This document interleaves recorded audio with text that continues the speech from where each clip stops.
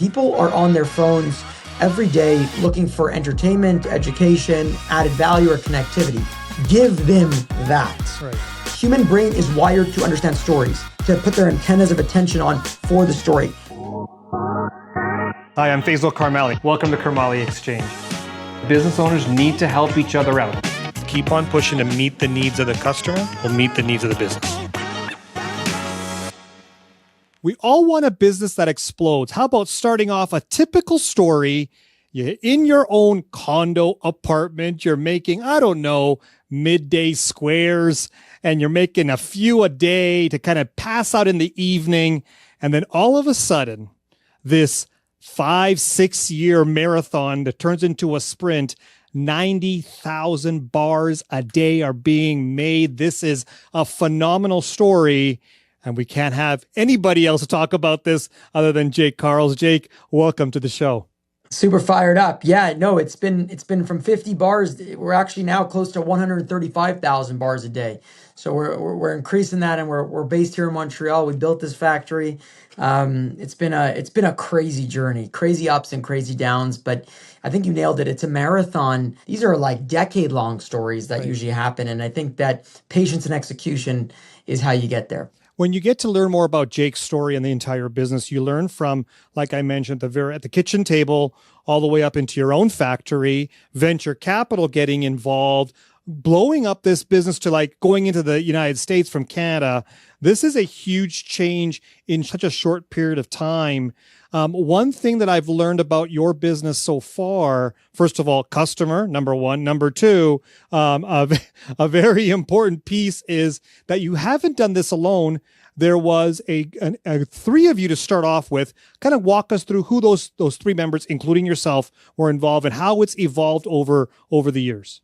For sure. So we started this business, my sister, my brother-in-law, and I, in August of 2018 is when we launched. But 2 years prior to that, we were working on this product, in our kitchen as a kitchen snack. It wasn't even a business idea. It was something that was being made by my sister for her husband.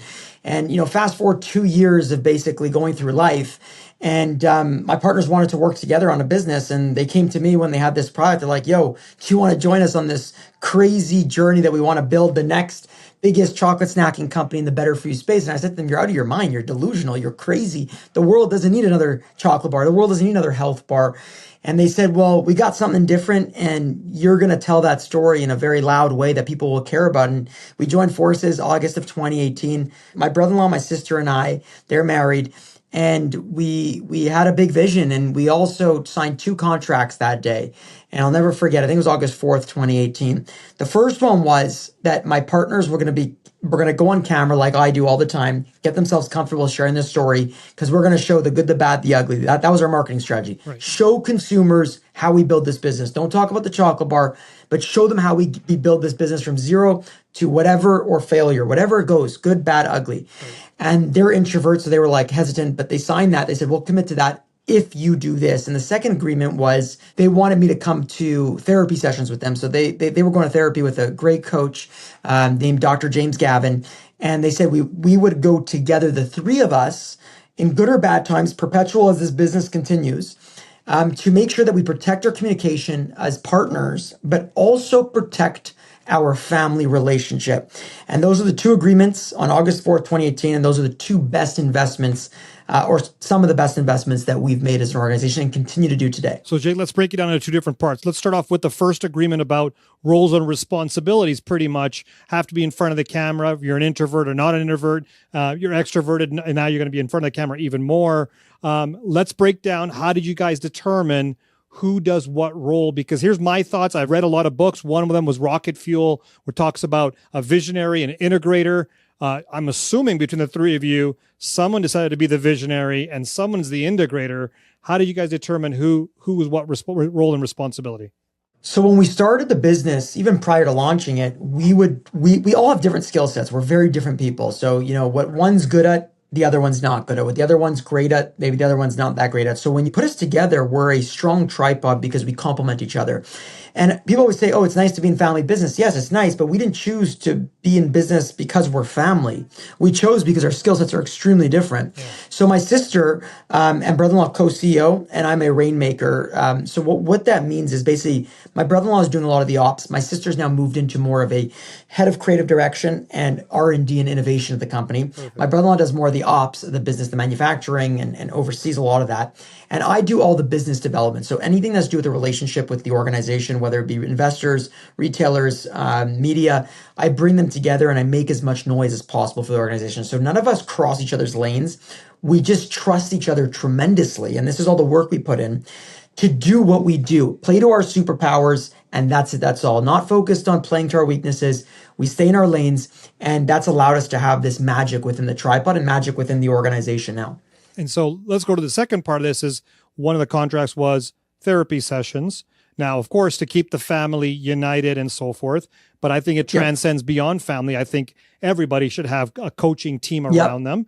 You've mentioned this in previous interviews that you've done about athletes do this. Why shouldn't CEOs and owners of business do this?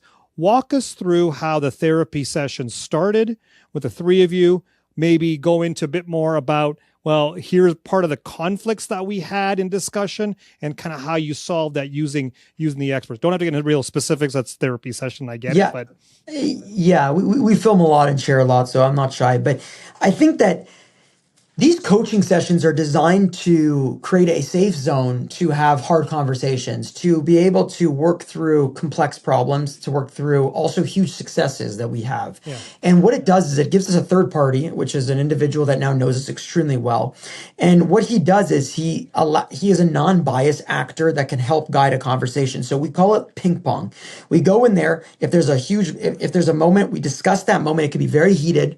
It can be very elevated, very emotional. And what he does is he moderates in a way that's non-biased and helps us get into the path, at least rallying. So ping pong, rallying, not smacking each other, but rallying through these things where we get a nice rally until we get to something, until we work through this type of issue or success. And we always end up getting somewhere. The sessions could be an hour, they could be 3 hours, they could be off campus somewhere where we go into like, the northern part of the nature and we reconnect, because we started this business as three of us. The three of us started, we were hustling, we were grinding, we were excited, fired up, energized.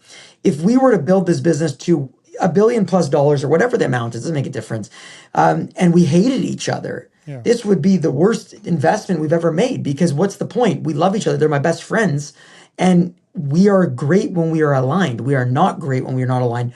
And I think that a lot of businesses fail, especially in ones that are close relationships or family, not because the business isn't good, not because they don't have the capital, not because they don't have product market fit, but because they have founder conflicts or partnership conflicts. Right. It's very easy to disagree and feel stressed and feel anxiety, fear when you're building a business when the odds are stacked against you. So if you don't protect within this pressure cooker, communication, you are screwed. And I think communication drives this world. So why shouldn't you do it in your business partnerships just as much as you do it in your personal partnerships with your wife? With my wife, we go to therapy, the same coach, because at the end of the day, it's a game of communication. The life is a game of communication.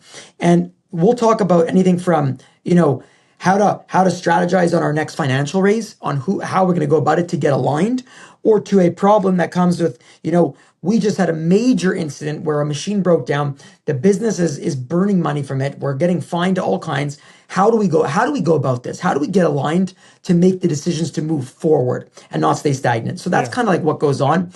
And we go once every 7 to 14 days, depends on the week. So what's interesting, Jake, about you and I is because when I learned more about your story, well, my business partner and I, we have the same therapist. Our family members use the same therapist. We've been working with this therapist for years. In fact, I have a therapist to coach me, to help me work with my coach as well. So it works out that way. So it's very interesting. And I think when I started digging in more about your history, for those of you who don't know, correct me if I'm wrong, Jake, back in university, you were throwing parties to sell shirts, if I remember correctly. Yes. I was throwing parties to raise money so I can have more money to pay for university and so forth. So very similar in our approach there. One thing I think you transcended from there was the ability to be Rainmaker, Yep. be able to connect. That was the skill set that you identified about yourself. Not everybody is like a Rainmaker, but some are, but don't use that skill set. What was it? Let's go back to when you were selling shirts all the way through where you are now, that you said, this is my skill set. Damn, I'm good at this. Let me double down and make that happen. So 100%. And it started back in high school in Montreal, where I was the troublemaker. I was the class clown. I was the one that everyone loved. And the only reason why I was the class clown, because I was actually being authentic. I was having fun. I was actually enjoying my journey through school. I just didn't, I struggled academically. Like I was not good academically. And when it came to grade 11, I was told I wasn't going to graduate. My grades were pretty bad. And in that moment, I decided to change my entire personality. I made a promise to myself because I saw my mom devastated that I might not graduate. And I said, I never want to be different. I never want to be called the class clown or the outlier for the other side, not necessarily an outlier for like winning. And that's when I took my life to another level. I started fitting in more and more and more. So I started to conform on my academics. I studied my bum off. I lost my social life a little bit. And I ended up graduating, and I studied, business at CEGEP in Montreal. And then I went to Western University to study to be an actuary. And I chose actuarial science, not because I wanted it, because I wanted to prove to people that I could do something very hard and be known academically. So my insecurities were always hidden, right? And I'll never forget, third year university, I couldn't get a job. I was fed up. I hated what I was doing. I respect actuaries so much. They're brilliant people. But for me, it just wasn't who I was. And I was trying to fit in that mold, and that I couldn't do it. And after 36 job interviews, 36 rejections, I said, screw it. I'm done playing this game. I'm done being somebody else. And I started to look within, and I was like, what am I actually good at? Like, I'm horrible academically. I could barely pass school, and I'm actually trying. I realized that I was good socially. I was good with people. I'd always have fun. I'd go to the gym. I'd have 10 people coming with me to the gym. I'd go through these parties. It would be so much fun. People loved it. I was able to get people excited about something. Right. And then that kind of transpired into a journey of entrepreneurship where you're right. I was selling clothing and then throwing parties on college campuses using social media to bring students together. And then I would try to sell them on clothes, but I was a horrible CEO. I was very good at attracting attention and attracting energy. So I started to realize that maybe I'm actually better at just like making noise and building community. And then when I joined Midday Squares as the third founder, my partners and I agreed that I'd be the CMO at the beginning and they'd be co-CEOs.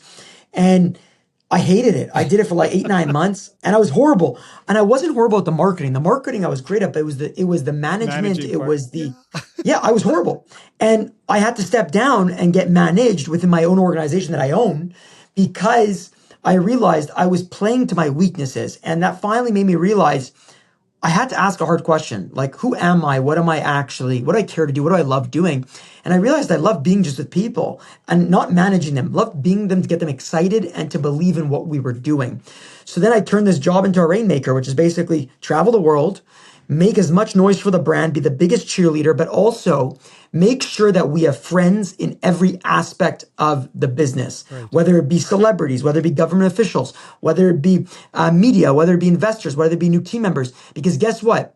If you can make people feel something inside deeply, you could bring them to believe in you, what you're doing, to emotionally connect. And then your team, who's very good with execution or certain departments that I wasn't good at, would then execute on these relationships to push the organization forward. My job was simply make people feel something and bring them to be friends of Midday Squares.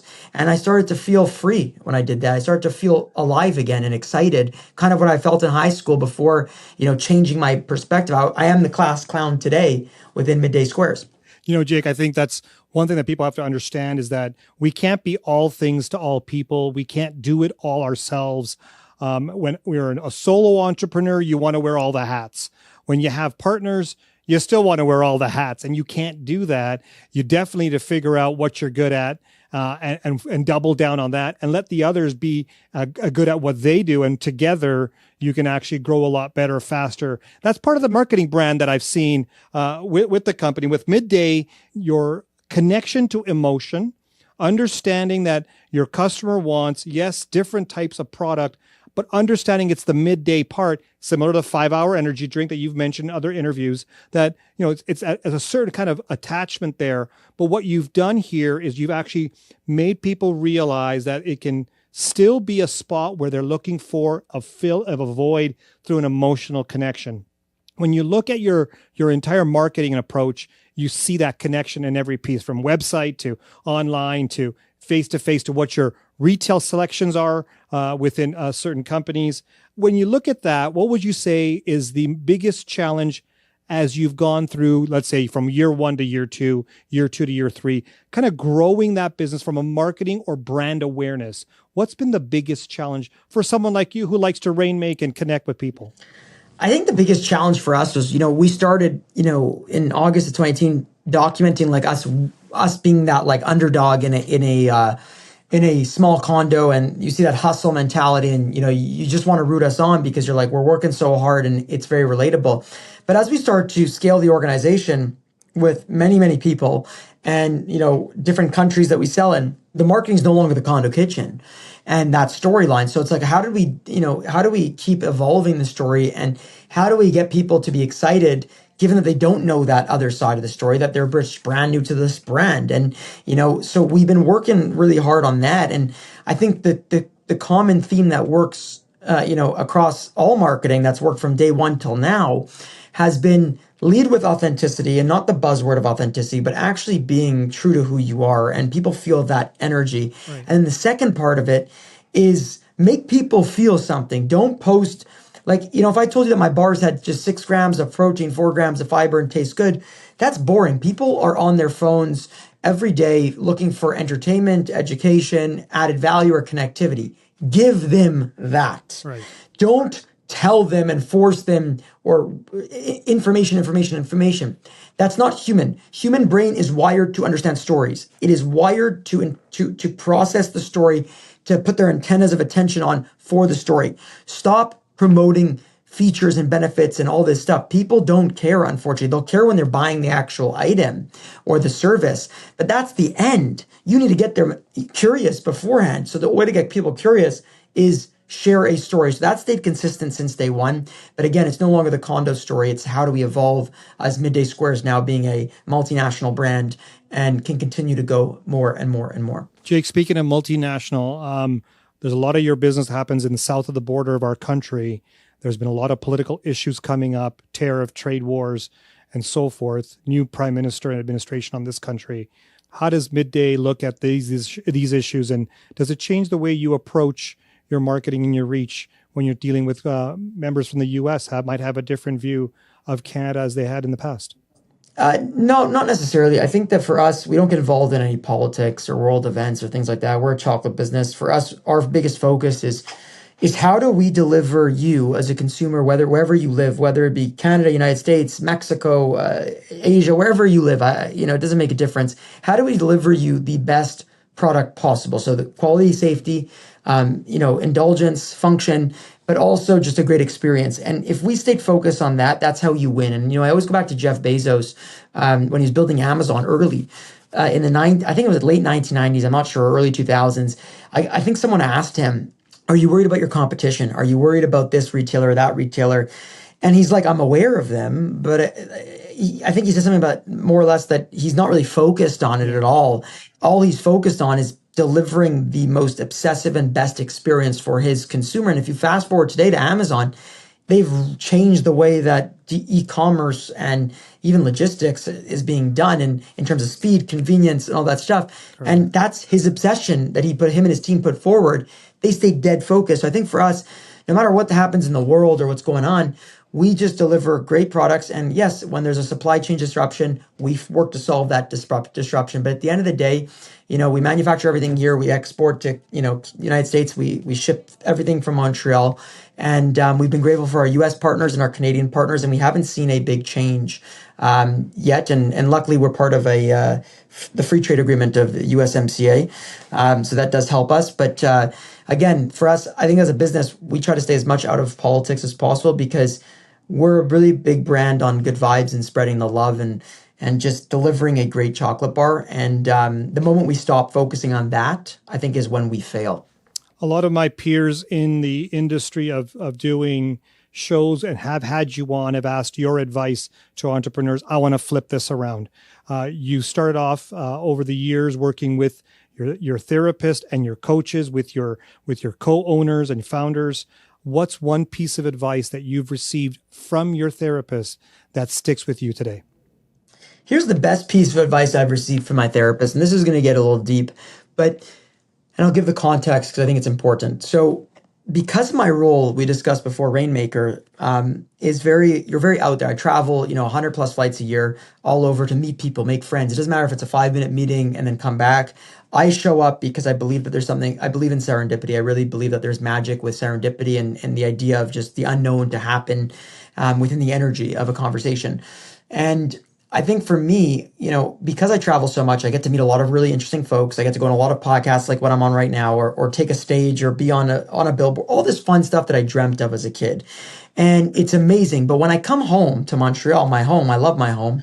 I'm here. That's where our HQ is. Our office is here, our factory, and I come in and I don't know what to do. I don't know what to do because my value is not so much within the organization. My value is actually out there making friends for the brand. And because traditional mindset has been instilled in me for a very long time, since growing up, you see people got to work at their offices, or they got to work hard every day, and focus on the business. That's not my life. I live a very unique life. This rainmaking role is very unique. So I come from these ups to these major downs, and I get very sad, depressed, unhappy, question my whys and all this stuff. And so what my therapist has told me is that I got to treat it like it's like a football game on Sunday. Like the players go out and they rest and recharge and recover every week before the game on Sunday.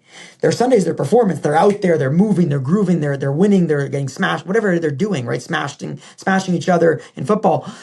But then Monday, Tuesday, Wednesday, they're in the recovery room. They're resting, they're sleeping, they're getting themselves back, recovering on food. Right. And I think that's when it all clicked to me, was that at the end of the day, my whole life is, I'm not the guy that is going to be on at the office every day and all that stuff. I need to understand that I need my rest and recovery, because when I'm on these trips, I'm giving 190% energy performance, Right. whether it be for a massive stage I'm taking or a performance that I'm giving somewhere.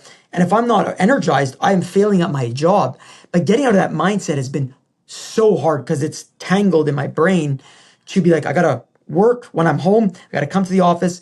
And so I feel guilty. It's a weird guilt that he's worked with me on. And I treat it like athleticism. That's the big thing, is I treat it like an athlete.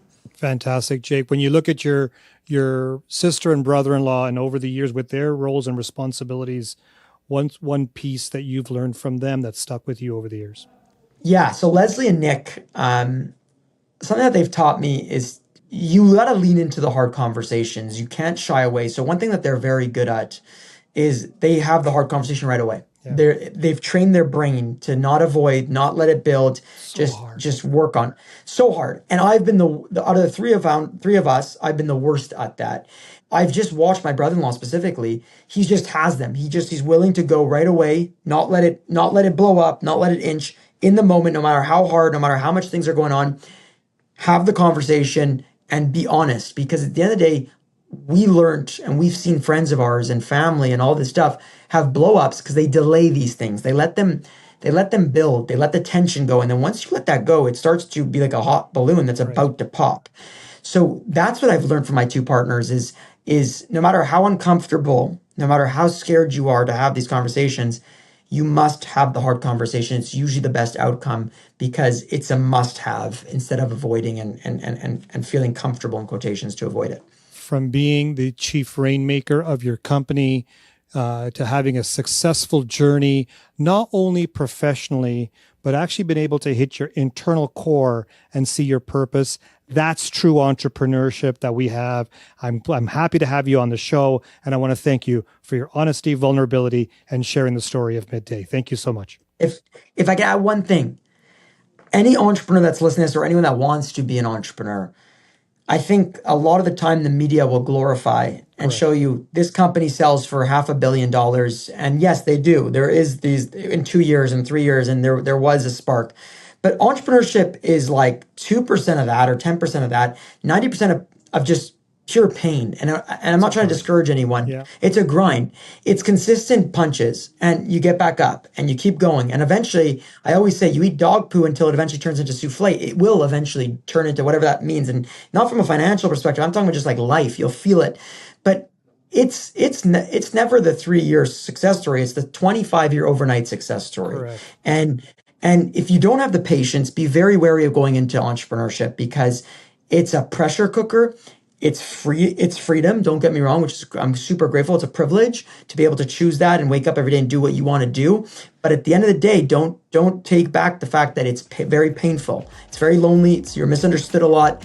And you got to be able to withstand that over time. And that's why coaches really help you through this journey. And that's why I'm super grateful for my coach. Through all that pain, through all that challenging, you can still see success. And don't forget to have your midday square while you're going through all that. Thank you so much for joining us, Jake. Appreciate you. Thank you for watching the Karmali Exchange. Make sure you subscribe and hit the notification bell so you never miss an episode. You can also follow me on social media at Faisal Karmali, where we can continue the business conversation.